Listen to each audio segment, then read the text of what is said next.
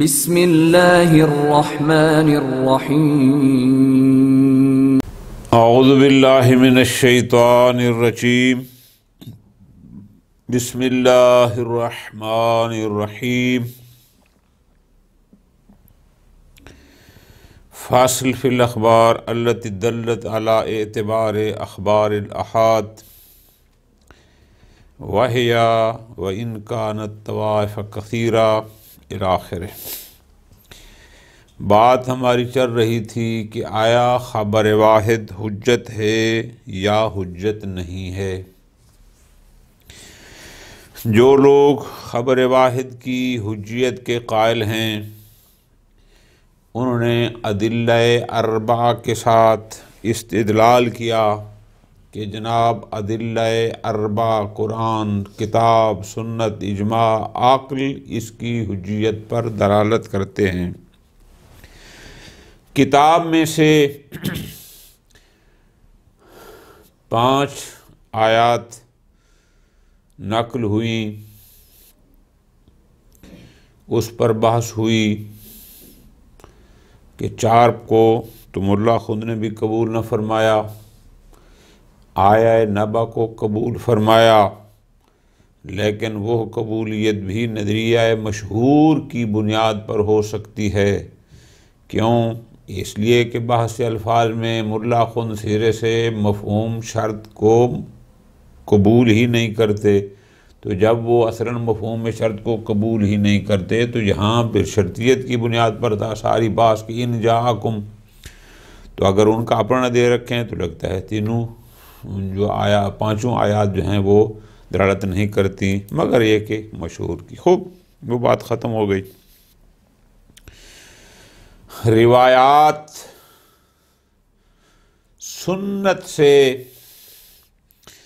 آیا خبر واحد حجت ثابت ہوتی ہے یا نہیں؟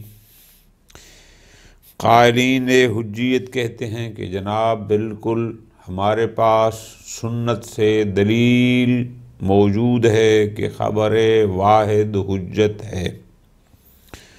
اچھا کیا جی؟ ہمارے پاس کئی قسم کی روایات موجود ہیں۔ بعض حضرات نے ان کو تقسیم کیا، ان کی بہت ساری اقسام بنائیں۔ بعض نے مثلاً شیخ انصاری رحمۃ اللہ علیہ نے تو اس کی 4 قسمیں بنائی تھیں کہ کچھ روایات وہ ہیں کہ جو ہمیں مخصوص راویوں کی طرف رجوع کرنے کا حکم دیتی ہیں، جیسے ابان بن تغلب کی طرف یا زرارہ کی طرف یا فلاں اشخاص کی طرف معصومین نے خود متوجہ فرمایا۔ پس اگر وہ عادل، یعنی اگر ان مخبرین عادل کی عدول کی خبر ہمارے لیے حجت نہ ہوتی تو امام اس شخص کی طرف کیوں حکم کرتے کہ اس کی طرف رجوع کرو۔ بعض روایات ایسی ہیں کہ جس میں حکم ہوا کہ ثقہ کی طرف رجوع کرو، بس ثقہ کی طرف رجوع کرنے کا مطلب بھی یہی ہے کہ خبر عادل حجت ہے۔ بعض روایات نے یہ بھی کہا کہ جو لوگ راوی حدیث ہیں، دین کو سمجھتے ہیں، ان کی طرف رجوع کرو، اگر رجوع کرنا بے فائدہ ہوتا تو معصوم ان کی طرف رجوع کا حکم نہ دیتے۔ وہ روایات جو بحث تعادل و تراجیح میں آپ نے پڑھی ہر جگہ اور پھر بھی پڑھیں گے، جن کو اخبار علاجیہ کہا جاتا ہے، کہ راوی معصوم کی خدمت میں جب آتا ہے تو اس کا سوال یہ ہوتا ہے کہ جب 2 روایتیں متعارض آ جائیں، اس کا مطلب اگر تعارض نہ ہوتا تو وہ ایک بھی تھی خبر واحد عادل تو اس کے لیے حجت تھی، وہ صرف تعارض کی صورت میں پوچھنے آیا تو اس کا مطلب تعارض نہ ہوتا تو مفروغاً تھا کہ وہ حجت ہے۔ خوب، اور بھی بہت ساری اقسام اس بارے میں اگر آپ وسائل کا مطالعہ کریں، وسائل الشیعہ کا، تو اس میں اور بھی بہت کچھ اس میں ذکر ہے۔ خوب، وہ ہمارا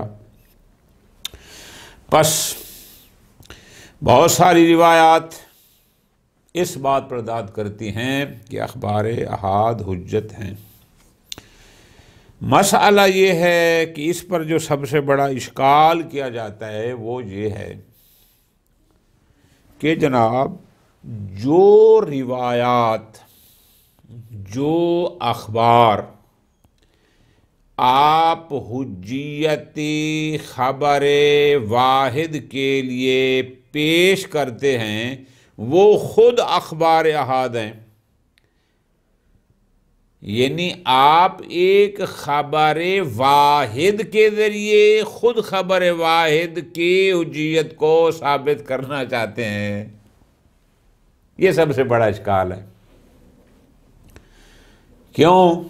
اس لیے کہ آپ کے پاس ایسی روایات متواترہ نہیں ہیں جن میں تواتر لفظی پایا جاتا ہو خبر واحد کی حجیت پر، حتیٰ کہ آپ کے پاس متواترہ معنوی بھی نہیں ہیں کہ جن کو ہم تواتر معنی کہتے ہیں کہ معنی کے لحاظ سے متواتر الفاظ موجودہ ہوں، مفہوم ایک ہو، معنی ایک ہو، ایسا بھی نہیں ہے۔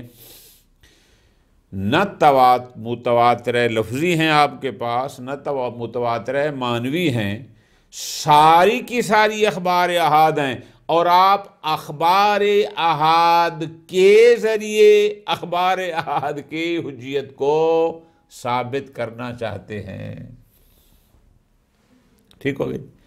یعنی جو لوگ حجیت کے قائل نہیں ہیں وہ یہی کہتے ہیں کہ بھئی آپ نے ثابت کرنا ہے کہ خبر واحد حجت ہے، ہم کہتے ہیں دلیل لو، آپ جو حدیث پیش کرتے ہیں وہ بھی خبر واحد ہوتی ہے، تو بھئی یہی تو ہمارا موضوع بحث ہے، پہلے خبر واحد کی حجیت ثابت کریں تو ظاہر خبر واحد کی حجیت کے لیے اگر آپ کوئی روایت متواتر لاتے ہیں بسم اللہ قبول ہے، اب چاہے تواتر لفظی ہو یا معنوی ہو، لیکن اگر متواتر نہیں ہے وہ خود خبر واحد ہے تو ایک خبر واحد کی حجیت کو کیسے ثابت کرے گی؟ یہ سب سے بڑا اشکال جو سنت پر روایات پر کیا جاتا ہے وہ یہی ہے۔ ملا خن رحمہ اللہ اس اشکال کا جواب یوں بیان فرماتے ہیں کہ ٹھیک ہے، جو روایات ہمارے پاس بطور دلیل ہیں وہ خود اخبار احاد ہیں، کوئی ہمارے پاس روایت متواترہ لفظاً نہیں ہے، متواترہ معنن بھی نہیں ہے، لیکن ہمیں جو چیز مطمئن کرتی ہے وہ ہے کہ ان اخبار احاد میں تواتر اجمالی پایا جاتا ہے۔ اچھا جی، یہ تواتر لفظی کی سمجھ تو آ گئی، تواتر معنوی کی سمجھ بھی آ گئی، یہ تواتر اجمالی کیا ہوتا ہے؟ تو اس کو اب یوں لکھ لیں گے، تواتر اجمالی کا مطلب یہ ہے کہ یہ روایات اتنی کثیر تعداد میں موجود ہیں کہ یقیناً کوئی نہ کوئی ان میں سے صادرہ عن المعصوم ہے، اگرچہ ہمیں عیناً معلوم نہیں ہے۔ تو پس اتنی ساری روایات، ساری کی ساری یہ روایات کاذبہ ہوں ایسا نہیں ہو سکتا۔ اس کثرت کی بنیاد پر ہمیں علم ہے، ہمیں قاطع ہے کہ کوئی ایک دو ایسی ہے جو یقیناً معصوم سے صادر ہوئی ہے، تو پس جب صادر ہوئی ہے اس کو کہتے ہیں تواتر اجمالی۔ تو پس تواتر اجمالی سے ہم خبر واحد کی حجیت کو ثابت کرتے ہیں، اور خاص کر کچھ روایات موجود ہیں کہ جو واضح کہتی ہیں کہ اگر مخبر امامی ہو، عادل ہو، ثقہ ہو، فلاں فلاں فلاں تمام شرائط کے ساتھ، تو اس کی خبر قبول کرو، حجت ہے۔ تو اگر اس کی حجت ہے تو ایسا راوی جب کہے کہ خبر واحد حجت ہے تو بھی اس سے اس کی حجت ثابت ہو گئی۔ والفائدہ دیگر اور آسان کر دوں کہ جس روایت یا جس راوی کی خبر کو حجت قرار دیا گیا ہے مضمون روایت میں کہ ایسا راوی یقیناً اس کی روایت حجت ہے، اور وہ راوی اگر کہہ دے کہ خبر واحد حجت ہے، اس کی روایت میں آ جائے تو بھی اس کی حجیت ثابت ہو جاتی ہے۔ تو بس ہمیں اس لحاظ سے مشکل نہیں ہے کہ خبر واحد کی حجیت کو ثابت کرنے کے لیے کوئی روایت متواترہ لفظاً یا متواترہ معناً موجود نہیں۔ ہم کہتے ہیں ہم کوئی مشکل نہیں ہے، وہ نہ صحیح تو تواتر اجمالی تو موجود ہے، تواتر اجمالی سے ان کی حجیت ثابت ہو سکتی ہے۔ گویا ملا اخند رحمہ اللہ بذریعہ تواتر اجمالی سنت سے حجیت خبر واحد کو ثابت کرنے کے قائل ہیں۔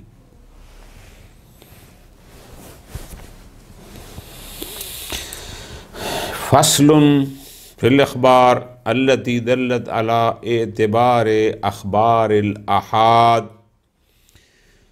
سنت کے بارے میں وہ روایات کہ جو اخبار احاد کے معتبر ہونے پر دلالت کرتی ہیں۔ وَهِيَ إِنْ كَانَتْ طَوَائِفَ كَثِيرَةً، اگرچہ یہ کوئی ایک قسم کے نہیں، مختلف قسموں کے ہیں۔ میں نے گزارش کیا وسائل میں جائیں گے تو مختلف قسمیں ہیں ان کی، لیکن وہ ساری جمع کر کے بالآخر خبر واحد کی حجیت کو ثابت کرتی ہیں، کما یظہر من مراجعۃ الوسائل وغیرہ۔ خوب، الا انہ یشکل الاستدلال بہا، لیکن اس پر جو سب سے بڑا اشکال ہے کہ آپ ان روایات کے ذریعے اخبار احاد کی حجیت کو کیسے ثابت کرتے ہیں؟ کیوں؟ اشکال یہ ہے بے انہا اخبار احاد، یہ تو خود اخبار احاد ہیں۔ یعنی اشکال یہ ہوتا ہے کہ آپ ایک خبر واحد کو پیش کر کے خبر واحد کی حجیت کیسے ثابت کرتے ہیں؟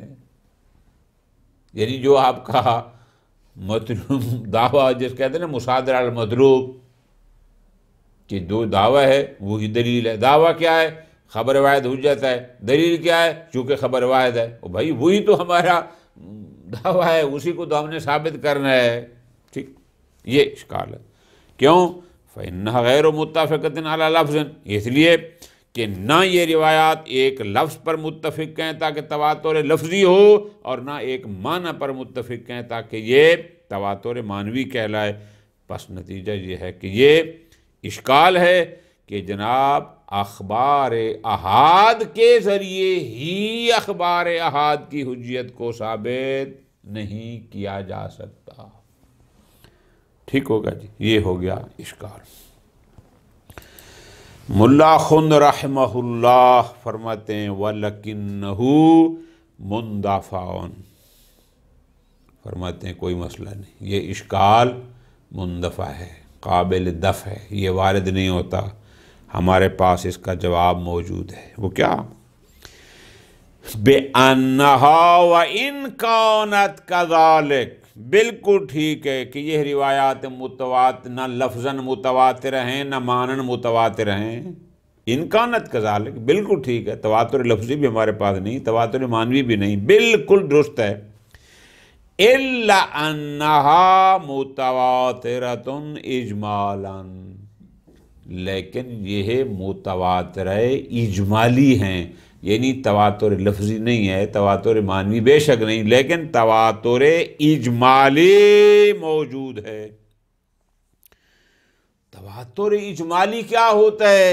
جواب، ضرورت انہ یعلم اجمالا، اس لیے کہ یہ اتنی ساری روایات ہیں کہ ہمیں ان روایات میں علم اجمالی ہے بصدور بعضها منہم علیہم السلام، کہ ان میں سے کچھ نہ کچھ یقیناً معصوم علیہ السلام سے صادر ہوئی ہیں۔ اس لیے کہ اتنی زیادہ تعداد میں ساری کی ساری یہ روایات کاذبہ نہیں ہو سکتی، ہمیں علم اجمالی۔ ٹھیک ہو گیا۔ وقضیتہ، تو بس جب علم اجمالی ہو گیا تو اب اس علم اجمالی کا تقاضا کیا ہے؟ وَإِنْ كَانَ حُجِّيَّةُ خَبَرٍ، اگرچہ وہ اس خبر کی حجیت کی بات کرتے ہیں، وَإِنْ كَانَ حُجِّيَّةُ خَبَرٍ دَلَّ عَلَىٰ حُجِّيَّتِهِ أَخَصُّهَا مَضْمُونًا، کہ جس کی حجیت پر یہ وَإِنْ كَانَ حُجِّيَّةُ خَبَرٍ دَلَّ عَلَىٰ حُجِّيَّتِهِ أَخَصُّهَا مَضْمُونًا، اگرچہ کہ جن اخبار کی حجیت پرداخت کرتی ہیں وہ بلحاظ اخص ہیں۔ اخص کیا؟